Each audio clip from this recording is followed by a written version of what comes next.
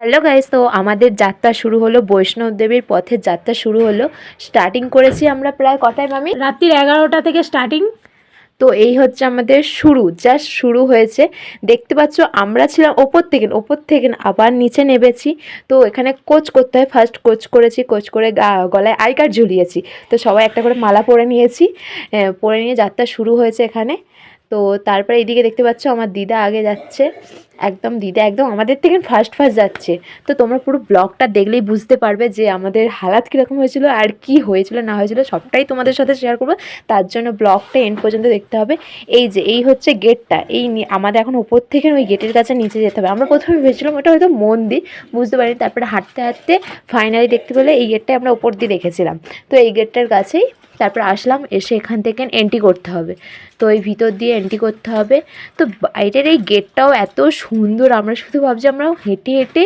তো আমরা এই গেটের কাছে এসেই আমরা ক্লান্ত হয়ে গেছে, আমাদের পায়ে লাগছে তখন, সেই সবে শুরু জাস্ট। তো দেখতেই পাচ্ছ মুখের বদনগুলো সবার, মানে ঠান্ডার মধ্যে এই যে স্টার্ট করেছি, একদম লাঠি ফাটি নিয়ে একদম মাথায় এবেতে স্টার্ট করেছি যাত্রা। তারপরেই হয়ে গেছে কিছুটা হাঁটার পর সবাই হালাত খারাপ। এদিকে তো দিদা ঘুমিয়েই পড়েছে এই টাইমটা।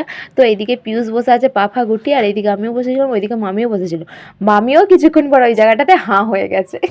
ওই জায়গাটাতে শান্তু গেছিলো ওয়াশরুম, আর আমরা এদিকে তিনজন বসেছিলাম, একজন শুয়ে পড়ে হয়েছে, দুজন ঘুমিয়ে পড়েছিল। তো দেন বসে থাকলে তো হবে না, অনেকটা পথ যেতে হবে, যেহেতু 14 কিলোমিটার হাঁটতে হবে। স্ট্রেট রাস্তা হলে অতটাও কষ্ট হয় না, যেহেতু একদম ধাপকেদা খাড়া রাস্তা, ওপর থেকে নিচে উঠতে প্রচণ্ড কষ্ট। আর আমরা শুধু ভিউটা দেখছি, যে আমরা ওই জায়গায় ছিলাম, এখন ওপর দিয়ে ভিউটা জাস্ট একদম ছোটো ছোটো জোনাকির মতন জাস্ট লাইটগুলো জ্বলছে, ওটাই আমরা দেখতে পাচ্ছি। চারিদিকে রাস্তা পুরো এখন ফাঁকা, যেহেতু অনেকটাই রাত, আমরা স্টার্ট করেছি 11টা থেকে। তো উঠতে উঠতে অনেকটাই লেট হয়ে গেছে, পুরো রাস্তায় তখন ফাঁকা। তো তারপরে এইদিকে দিদা আবার একটা বেঞ্চ পেয়েছে, আবার একটা বেঞ্চে শুয়ে পড়েছে দিদা আর পিয়ুষ।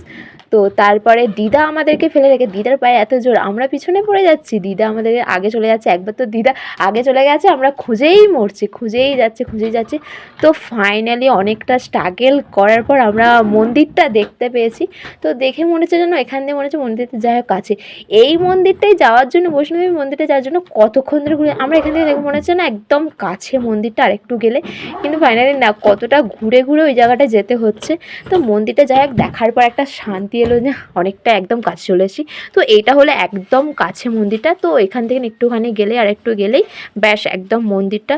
তখন আমরা বেশ মন্দিরের কাছে পৌঁছেছি প্রায় ভোর 5টা বাজে। তো ভোর 5টার সময় দেখতে পাচ্ছ তখনও অন্ধকার, আর আমরা রাতের ভিউটাও পেয়েছি, দিনের ভিউটাও পেয়েছি। তো এদিকে মন্দিরে ফোন যেহেতু অ্যালাউ ছিল না, তো